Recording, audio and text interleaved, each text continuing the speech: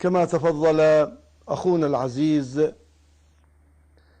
إنما الإسلام منظومة متكاملة. نعم. وهذه المنظومة المتكاملة إذا اختل فيها فقرة، لأن النتيجة تتبع خس المقدمات، فيقينا العطاء لم يكن كاملا، بل إنما يكون في حكم العطاء.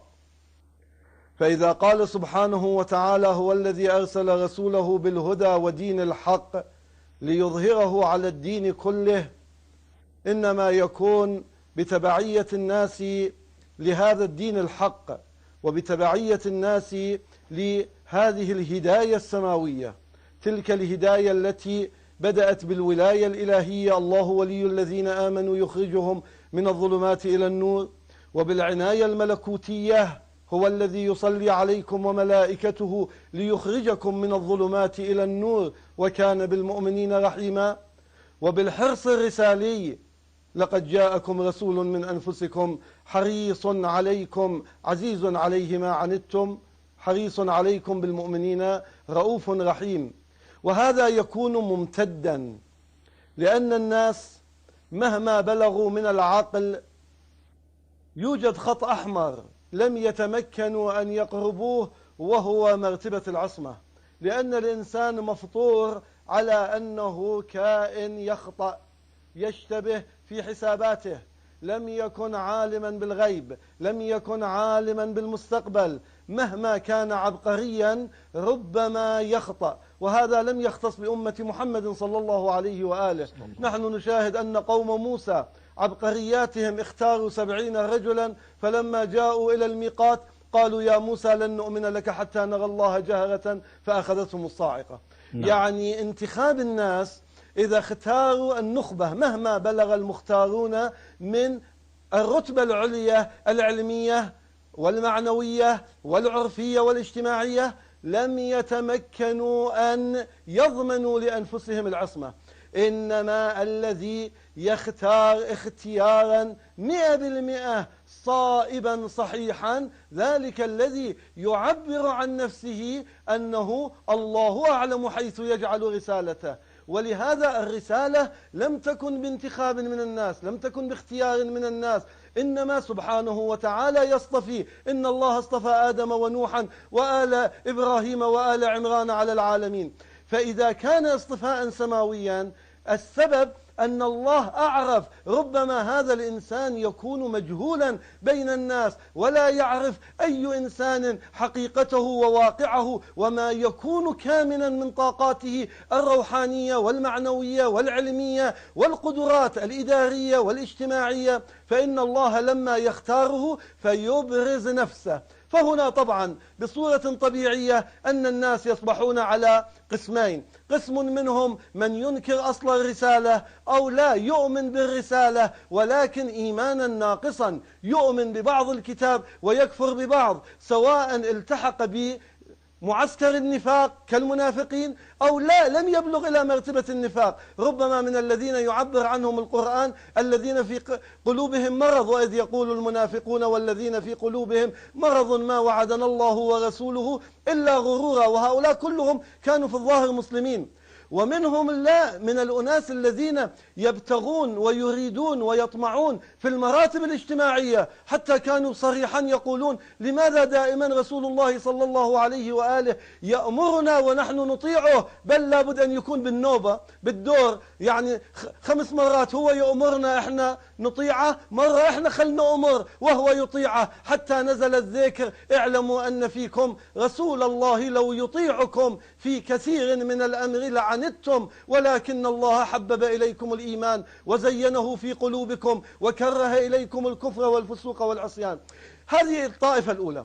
الطائفة الثانية تلك الأمة المنقادة الذي يقول ابن أبي يعفور للمعصوم صلوات الله عليه: لو فلقت الرمانة قلت أن هذه الحبة جائز أكلها، هذا محرم أكله، لما شككت ثانية واحدة. هؤلاء لم يكونوا كبعض الصحابة حتى يقولون: يا رسول الله أهذا منك أو من الله؟ إنما يؤمنون بمبدأ وما ينطق عن الهوى إن هو إلا وحي يوحى. فهؤلاء عندهم التسليم التام وهذا هو المقصود وسلموا تسليما. ولو من المؤسف لما حذفوا تلك التي باتفاق المسلمين رسول الله صلى الله عليه وآله أمر المسلمين أن لا يصلوا عليه صلاة البتراء. قالوا كيف؟ قال أن تصلوا علي ولا تصلوا على آلي، بل قولوا اللهم صل على محمد وآل محمد أو صلى الله عليه وآله. ولكن لما حذفوا آله فجاءوا بسلم، هذا ما له معنى. إنما وسلموا تسليما يعني استسلموا للأوامر، صلوا عليه وسلموا استسلاما كاملا. لما يقول ما كان لمؤمن ولا مؤمنة إذا قضى الله ورسوله أمرا أن يكون لهم الخيرة من أمرهم. إذن هذه الطائفة الثانية. وهذه الطائفة الثانية دائما كانت مبتلات، أحيانا ربما كان يبلغ عددها ما لا يتجاوز عدد أصابع يدين أو عدد أصابع مثلا ضعف اليدين، كما صار في أحد لما نودي بموت رسول الله صلى الله عليه وآله، وإذا بجميع الصحابة إلا عدد نازر قليل ثبتوا والباقي كلهم انسحبوا نحو المدينة وفروا. والكل يعلم ما كان النتاج، إذ ذهب الضحايا أمثال سيد الشهداء حمزة بن عبد المطلب سلام الله عليه، وصحابة عظام كمصعب بن عمير أبو دجانة وغيرهم سقطوا شهداء من المؤمنين، رجال صدقوا ما عاهدوا الله عليه، فمنهم من قضى نحبه ومنهم من ينتظر كأمير المؤمنين الذي ما بقي في جسده مكانا سالما من شدة الأسنة والشظايا التي أصابته. أحسنت. أو في حنين وغيرها. وأحيانا صار واضحا كما في بيعة الرضوان إنما كان شبه اجتماع، كما في الحديبية إنما اتفقوا. ولهذا نلاحظ أن الأماكن التي المسلمون كان صفهم متحدا في طاعة رسول الله صلى الله عليه وآله وتبعيته، كما في حفر الخندق والأحزاب، العطاء الإلهي كان مضاعف، مو فقط عطاء بالناصر، مو فقط عطاء بالاستقلالية وثبات الهوية، حتى رفع بعض الأحكام الشرعية. كلكم تعلمون أحل لكم ليلة الصيام الرفث إلى نسائكم هن لباس لكم وأنتم لباس لهن، إلى وكلوا واشربوا حتى يتبين لكم الخيط الأبيض من الخيط الأسود من الفجر. هذه التنزيلات والتخفيضات العظمى في مجال التشريع في الصيام ما كان إلا عطاء لاستقامة المسلمين وإطاعتهم لنبيهم وإمامهم صلى الله عليه وآله. في يوم الأحزاب ويوم الخندق أعطاهم الله سبحانه وتعالى هذه الهدية، بحيث نسخ الحكم السابق في موضوع الصيام. إن الإمامة إنما هي أمر الله وليست أمر الناس، والذي أيضا يدل عليه قوله تعالى في الآية 24 بعد 100 من سورة البقرة: وإذ ابتلى إبراهيم ربه بكلمات فأتمهن قال إني جاعلك للناس إماما قال ومن ذريتي قال لا ينال عهدي الظالمين. لا ينال عهدي، ما قال عهدكم. أحسنتم. وفي الواقع هذا العهد والذي يعبر الله تعالى عنه: وإذ أخذنا من النبيين ميثاقهم ومنك ومن نوح وإبراهيم وموسى وعيسى. إذن الإمام عهد من عهود الله تعالى، فإذا كان عهد من عهود الله كما تفضلتم كان في بني إسرائيل ويكون في هذه الأمة. ولهذا يقول سبحانه وتعالى: وإذا جاءهم أمر من الأمن أو الخوف أذاعوا به ولو ردوه إلى الرسول وإلى أولي الأمر منهم لعلمه الذين يستنبطونه منهم ولولا فضل الله عليكم ورحمته لاتبعتم الشيطان إلا قليلا. كما تفضل أخونا العزيز الشيخ الشهيد، حقيقة إنما ابتعادنا من القرآن، إنما نحن اليوم أكثر المسلمين من مصاديق أم على قلوب أقفالها، لا نتعمق من القرآن من مصاديق رب تال للقرآن والقرآن يلعنه.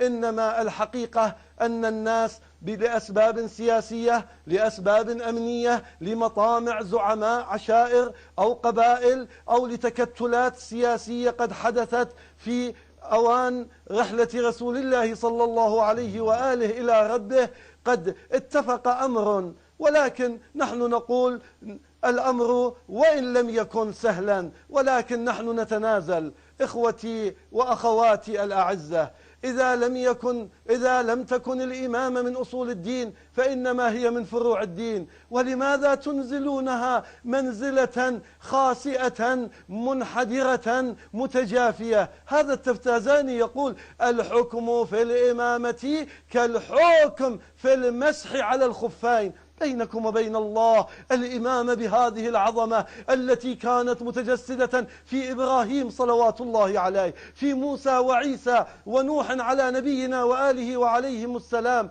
في محمد صلى الله عليه وآله يكون كالمسح على الخفين.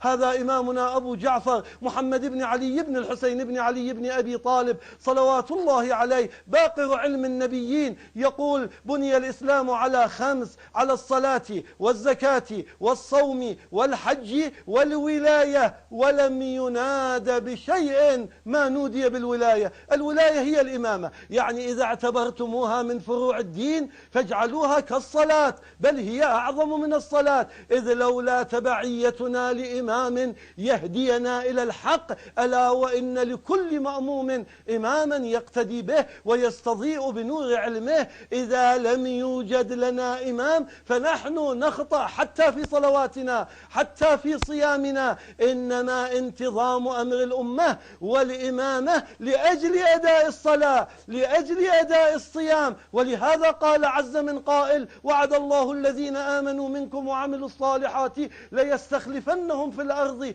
كما استخلف الذين من قبلهم وليمكنن لهم دينهم الذي ارتضى لهم وليبدلنهم من بعد خوفهم أمنا يعبدونني. يعني الغاية من كل هذا العبادة، يعبدونني لا يشركون بي شيئا. إذن الغاية من تبعية الإمام الكون على الخط المستقيم وتبعية الدين المرضي. هذا الدين المرضي لا يعرفه لنا إلا الإمام، والدين المرضي لم يذكر في 6200 ونيف آية من كل الذكر الحكيم إلا في موضعين. الموضع الأول ما تلوته عليكم وليمكنن لهم دينهم الذي ارتضى لهم، والموضع الثاني الذي نزل في يوم نصب رسول الله صلى الله عليه وآله عليا لا خليفة له، وإلا علي من يوم بيعة الدار خليفة. هذا ما رواه الإمام الطبري في جامعه،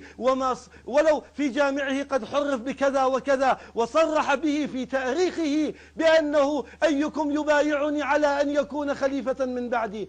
أما يوم الغدير إنما يوم نصب علي بالولاية الإلهية، يعني أن عليا مربوطا بالسماء كما ربط محمد صلى الله عليه وآله، إلا أن محمدا صلى الله عليه وآله كان نبيا وعلي لم يكن نبيا، وإلا في ارتباطه بالسماء كما قال هو صلوات الله وسلامه عليه: وما برح لله عزت آلاؤه في البرهة بعد البرهة وفي أزمان الفترات عباد ناجاهم الله في فكرهم وكلمهم في ذات عقولهم فاستصبحوا بنور يقظة في الأسماع والأبصار والأفئدة، إلى أن يقول: فلو مثلتهم في مقاماتهم كانوا أدلة تلك الظلمات، كانوا مصابيح تلك الظلمات وأدلة تلك الفلوات. من أخذ القصد حمدوا إليه الطريق وبشروه بالنجاة، ومن أخذ يمينا أو شمالا ضموا إليه طريقه وحذروه من الهلكة. إنما علي من هذا النموذج.